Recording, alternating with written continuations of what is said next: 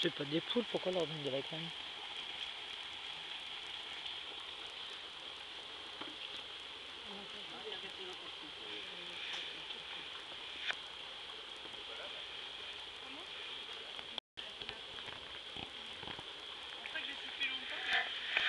Alors bonjour et bienvenue à la forêt des singes.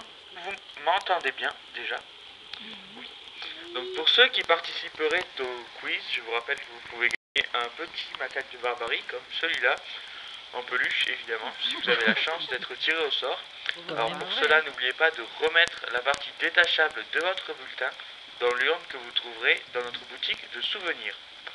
Donc je vous souhaite à tous une très bonne chance. Donc comme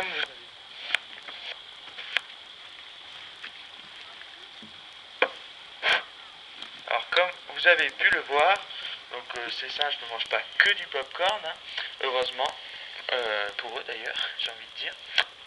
Tous les jours, comme nous leur donnons des fruits, des légumes et des céréales. Donc quand vous les voyez chercher de petites choses par terre, donc comme c'est le cas ici sur le tout petit singe, plus là-bas, c'est en fait pour trouver des petites graines de blé ou de tournesol donc, que nous avons jetées à la volée, comme ma collègue vient de le faire. Donc ce ne va pas être leur seule nourriture, ils vont aussi trouver de quoi manger dans la nature. Donc ils vont manger de l'herbe, des feuilles ou encore des insectes. En automne par exemple, ils aiment beaucoup manger les glands des chênes. Donc finalement, le popcorn que vous leur donnez n'est pour eux qu'une petite friandise. Alors ces singes que vous êtes venus voir ce matin, est-ce que vous connaissez leur nom?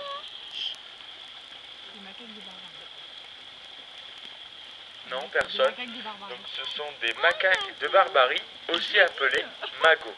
Donc ils sont originaires des montagnes algériennes et marocaines où ils vivent dans les montagnes à des altitudes qui peuvent être supérieures à 2000 mètres. Donc du coup le climat là-bas est similaire au nôtre.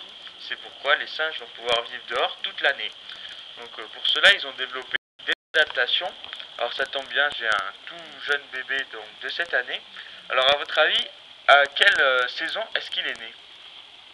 Il y a 2-3 mois. Comment? Il y a 2-3 mois qu'il est né. Il y a 2-3 mois, voilà, il a 2 mois et demi, ça veut dire qu'il est né finalement au printemps. Donc il est né au printemps comme tous les magots finalement, ils naissent tous au printemps, alors pour diverses raisons.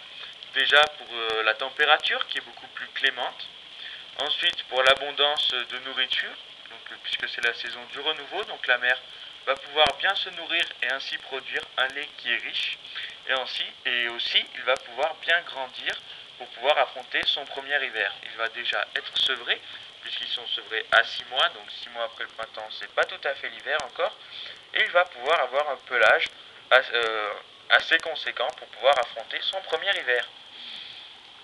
Alors une des autres adaptations, alors par exemple si on regarde le singe qui s'en va par là-bas, alors on peut remarquer qu'il y a deux types de pelage. Il y a un pelage qui est un peu roux, un peu plus court, et par-dessus un pelage qui est plus long et plus clair, donc vers le blanc, surtout au niveau de la nuque. Donc en fait ce sont les deux pelages, donc le pelage d'hiver et le pelage d'été.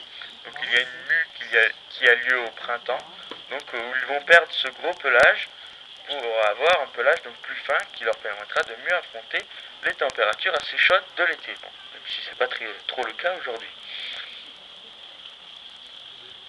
Donc nous avons environ 130 singes répartis sur 20 hectares, mais ils sont répartis en 3 groupes.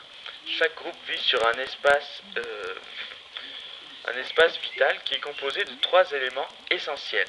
Alors est-ce que vous pourriez les retrouver? Ils sont tout autour de moi. 1, 2. Alors de l'eau déjà, c'est vrai, vous trouverez toujours un bassin à proximité des groupes de singes sur les aires de nourrissage. Et ensuite, alors des arbres, de grands arbres, ou encore des falaises où ils vont pouvoir passer la nuit à l'abri d'éventuels prédateurs. Alors évidemment, il n'y en a pas dans le parc, hein, mais voilà, donc puisque comme dans le dernier